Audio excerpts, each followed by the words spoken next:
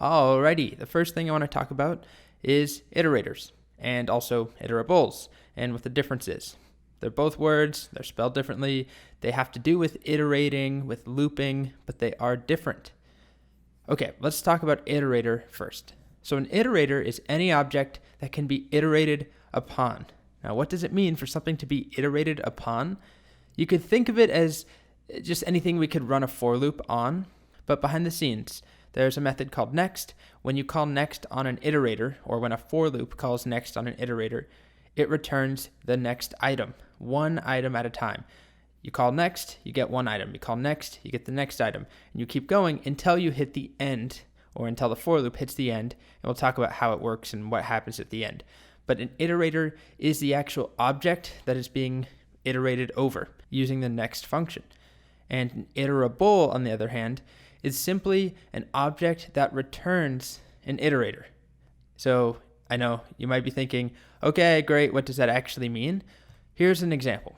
The string hello on its own, or any string, is not an iterator, but it's an iterable, because if I call this iter function and I pass in hello, the string, that returns to me an iterator. All these words sound like gibberish after saying them too many times. So this on its own is an iterable, just like a list is an iterable.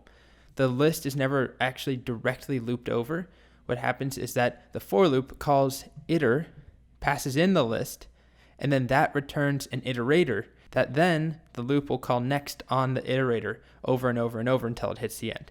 Okay, I'm going to demo it. If you're confused, that's totally normal. Let me just show you first. I'll define a variable called name and set it equal to Oprah. Okay, so I have this string, and on its own, the string is not an iterator, and we could test that by trying to do next on name, and it actually tells us string object is not an iterator. So whenever we call next on something, it needs to be an iterator. A string on its own isn't. However, if we then call iter, I-T-E-R, and then pass in name, just like this, it returns to us a string iterator object. Now we didn't capture it in a variable, so let's do that again. And I'll call this it, iter name. Okay, so it contains the iterator. String is iterable, but it's not an iterator. When we call iter with a string, it returns a string iterator. Okay? So here we have a string iterator. So when we do something like for char in Oprah, what the for loop will do behind the scenes is take this thing here, whether it's a list or a string or something else, in our case a string, and it calls iter on it. That returns the iterator, and then the for loop, to go through each item in the iterator, uses the next function. So let's talk about next now. When next is called on an iterator, the iterator should return the next item. Makes sense? It returns one item at a time. It's like each iteration through the iterator. And it keeps returning one thing at a time until it hits the end of whatever it is. A string iterator will return one character, starting with the first character, and then the next one, the next one, the next one. And each time next is called, it keeps returning the next character until we're at the end of the string. Then it raises a stop iteration error. And this is a standard protocol that needs to be set up on any iterator that exists, or any that we define on our own. And we'll talk about that later in the section.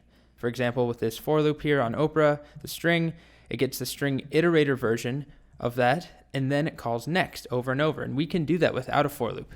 So we already have the iterator, the string iterator here called it. And first I call it and it gives me O. Next time it gives me P, then R. So you can see a for loop is doing the same thing behind the scenes. It's calling next over and over and over. And then when I hit the end, it gives us stop iteration error. We could try the same thing with a list, like nums, which is just 1, 2, 3, 4, 5. And if I tried to call next on nums right away, it is not an iterator, so it doesn't work. It is, however, iterable. So when I call iter on nums, I'll save that to a variable, and we'll just call it it again.